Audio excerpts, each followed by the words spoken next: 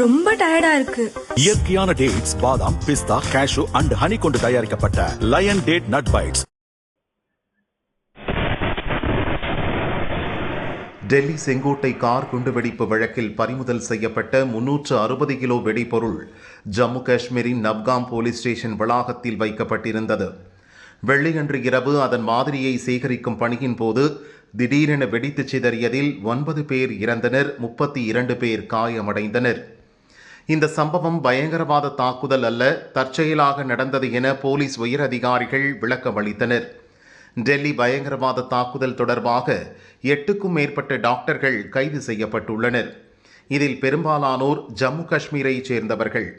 ஃபரீதாபாத்தில் doctor Muzammil தங்கியிருந்த வாடகை வீட்டில் அதிரடி சோதனை நடத்திய ஜம்மு காஷ்மீர் போலீசார் 360 கிலோ வெடிப்பொருட்களை பறிமுதல் செய்தனர். Ammonium nitrate, potassium nitrate, sulphur உள்ளிட்டவை இதில் அடங்கும்.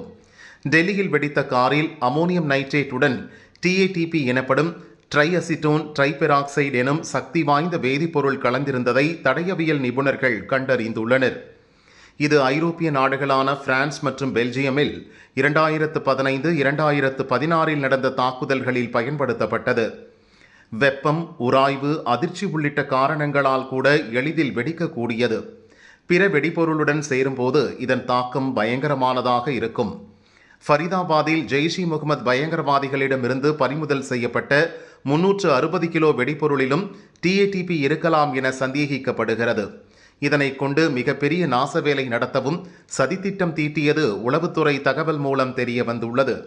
டெல்லி கார் வெடிப்பில் பயன்படுத்தப்பட்ட காரை போலவே குண்டுவெடிப்புக்கு ஏற்ப மாற்றங்கள் செய்யப்பட்ட 2 கார்களை போலீசார் கண்டுபிடித்து பறிமுதல் செய்துள்ளனர். இதுபோல மேலும் 32 கார்களில் வெடிகுண்டுகளை நிரப்ப அவற்றை அதற்கு ஏற்ப மாற்றி வந்த அதிர்ச்சி தகவல் வெளிவந்துள்ளது.